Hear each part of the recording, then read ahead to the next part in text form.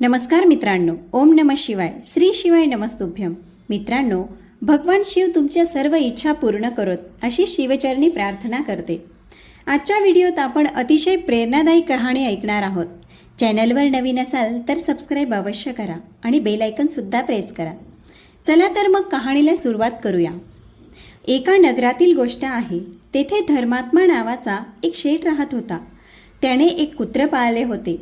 ते कुत्रे अतिशय इमानदार होते, पण शेठ फार लालची आणि चालाक होता. पण त्याचबरोबर तो शंकरजींचा फार मोठा भक्तसुद्धा होता. एके दिवशी शेठच्या घरात भगवान शंकर प्रकट झाले. त्याने एक साधा कागद शंकरजींना दिला आणि म्हणाला, देवा, तुम्ही या कागदावर तुमची सही करून द्या. त्यामुळे मी लोकांना सांगू शकेल की तुम्ही मला भेटले होते. आत्ताच्या युगात कुणी देवावर विश्वास करत नाही. शिवजी म्हणाले, ठीक आहे, कागद दे माझ्याकडे, मी सही करून देतो. आणि ते अंतर्ध्यान पावले. शेठ तो कागद नेहमी आपल्या खिशात ठेवायचा. मग अचानक एके दिवशी शेठजींचे कुत्रे मरण पावले.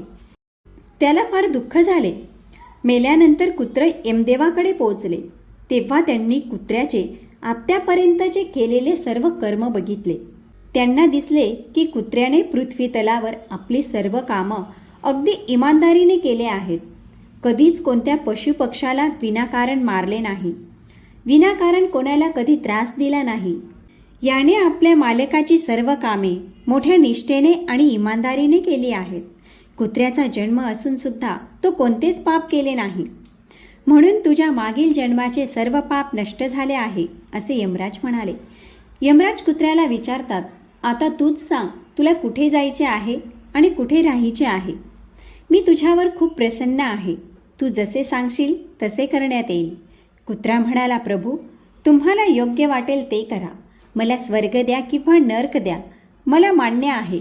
फक्त माझी एवढी इच्छा आहे की आत्तापर्यंत मी मनुष्याच्या बंधनात राहिलो. आता मला माणसांच्या बंधनात राहायचे नाही आणि मला मनुष्य जन्मसुद्धा देऊ नका. यमराज म्हणाला, पण तुला माणसाप्रती एवढा तिरस्कार का आहे? मनुष्य जन्म तर मोठ्या भाग्याने मिळतो. देवांना सुद्धा माणूस बनण्याची इच्छा आहे. तुला आत्तापर्यंत कधीच मनुष्य जन्म मिळाला नाही, म्हणून तुला मनुष्य जन्म किती फायद्याचा आहे ते माहीत नाही. तेव्हा कुत्रा म्हणतो, हे प्रभू, मला माहीत आहे मनुष्य जन्म किती अनमोल आहे, पण त्याचबरोबर मनुष्य फार चालाक आणि स्वार्थीसुद्धा आहे. त्याचं मतलब निघालं की खरे काय आणि खोटे काय सगळं विसरून जातो. चालाकी त्याला कधी शांत बसू देत नाही. तो नेहमी अशांत राहतो. त्यामुळे तो विनाकारण दुःखी होत असतो आणि दुसऱ्यांनाही दुःख देत असतो. आमच्यासारख्या मुक्या प्राण्यांकडून तो काम काढून घेतो. आम्हालाच काय, पण माणूस देवाला सुद्धा धोका देतो. यमराज म्हणाले, ते कसे? तेव्हा कुत्रा म्हणाला, जेव्हा माणूस मंदिरात जातो तेव्हा देवाला म्हणतो, हे देवा, माझे एवढे काम झाले तर तुला एवढे पैसे दान करीन, गोरगरिबांना जेवण देईन, मोठा भंडारा करेल. पण हे सगळे बोलणे फक्त आपले काम काढण्यापुरतेच असतात. काम झाल्यावर दान, पुण्य, भंडारा सगळं विसरून जातो. पुढे जाण्याच्या लोभामध्ये आपल्याच लोकांचे तो शोषण करत असतो. एकमेकांचे पाय ओढण्यामागे लागलेला असतो. ना दुसऱ्यांना पुढे जाऊ देतो, ना स्वतः पुढे जातो. ना स्वतः आनंदी राहतो, ना दुसऱ्यांना राहू देतो. आपली कामे काढण्यासाठी देवाला सुद्धा तो लालच द्यायला चुकत नाही. काम झाल्यावर म्हणतो, देवाजवळ तर सगळं आहे, मी देवाला काय देणार, असे म्हणून आपला शब्द मोडतो. कुत्रा म्हणाला, मनुष्याचे कर्म मोजता मोजता मी थकेन, पण ते संपणार नाही. कुत्र्याचे बोलणे ऐकून यमराज म्हणाला, मनुष्य कितीही चालाक असू दे, पण देवापेक्षा जास्त चालाक तो नाही होऊ शकत. इथे येणाऱ्या प्रत्येक जीवाला आम्ही शिक्षा देतो. ते आमच्या अधीन होऊन काम करत असतात. तेव्हा कुत्रा म्हणतो, यमदेवा, तुमच्याकडे जेवढे जीव येतात ते सगळे मृत अवस्थेत असतात. तुम्ही जर का जिवंत माणसाबरोबर राहाल तेव्हा तुम्हाला समजेल की जिवंत माणूस किती भयानक असतो. यमराजला राग आला. त्याला वाटले, हा कुत्रा तर माझ्यासमोरच माझा अपमान करत आहे. त्याला दाखवावे लागेल की आपल्यासमोर कोणताच जीव काहीच नाही. आता एवढे बोलून यमदेवाने आपल्या काही दूतांना पाठवले की जा आणि कुत्र्याच्या मालकाला जिवंत उचलून आणा. मी पण बघतो की तो आमच्यासमोर काय चालाकी करतो. जर मी जिंकलो तर या कुत्र्याला कायमसाठी नरकात टाकून देईल. मित्रांनो, कुत्र्याला विश्वास होता की एक जिवंत माणूसच पूर्ण यमलोक हादरवून टाकेल. यमदेवाच्या सांगण्यावर यमदूत कुत्र्याच्या मालकाला घेण्यासाठी निघून गेले आणि त्याला पलंगासहित उचलून आणले. रस्त्यात जाग आल्यावर मालकाने विचारले, तुम्ही कोण आहात आणि मला कुठे घेऊन जात आहात? तेव्हा यमदूतांनी मालकाला सर्व हकीकत सांगितली. तुझ्या कुत्र्याची यमराज बरोबर शर्थ लागली आहे. कुत्र्याने असे सांगितले आहे की पृथ्वीवरील माणूस फार चालाक असतो. जर का त्याला जिवंत यमलोकात नेले तर तो यमदेवाला सुद्धा धोका देऊ शकतो. म्हणून तुम्हाला यमराजने जिवंत बोलवले आहे. आता मालकाने देवाने दिलेला कागद काढला आणि त्यावर काहीतरी लिहिले. दूत मालकाला घेऊन यम दरबारात आले. मालकाला बघून यमराज हसायला लागले आणि विचार करू लागले की हा तुच्छ मनुष्य माझे काही बिघडवू शकत नाही. मालक उभा झाला. यमराजच्या हातात तो कागद दिला.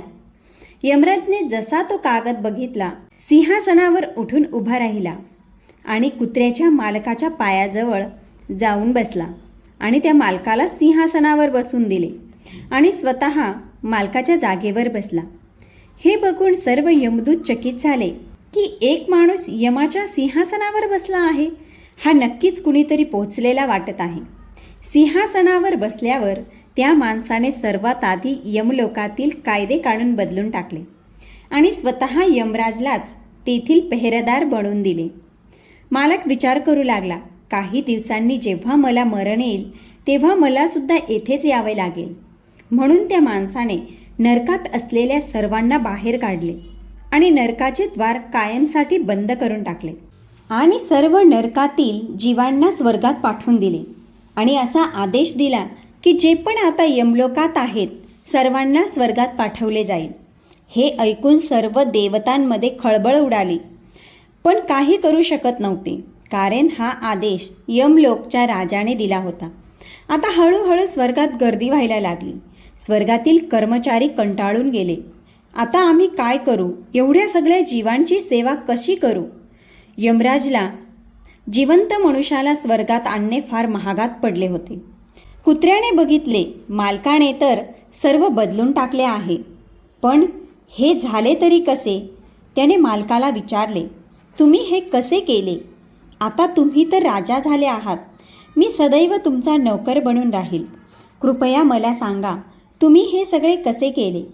तेव्हा मालकाने कुत्र्याच्या कानात सांगितले की जेव्हा मला समजले की मला जिवंत यमलोकात घेऊन जात आहेत, तेव्हा मी महादेवांनी सही केलेल्या कागदावर लिहिले की यमदेव ज्या जिवंत माणसाला यमलोकात बोलावत आहेत त्याला यमराजच्या गादीवर बसवून द्यावे, असा माझा आदेश आहे.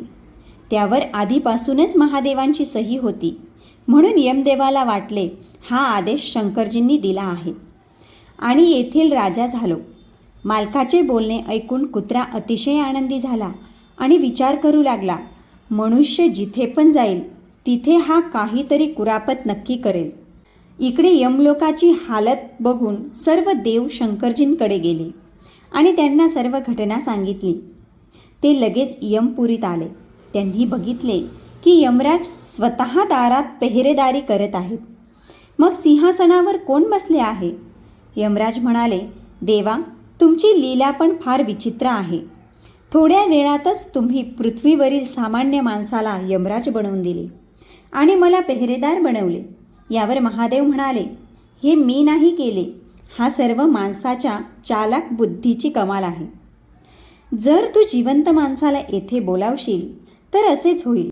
मी तर मृत माणसांना येथे आणण्यास सांगितले होते, कारण त्यांचे सर्व दोष त्यांच्या शरीराबरोबर राहतील.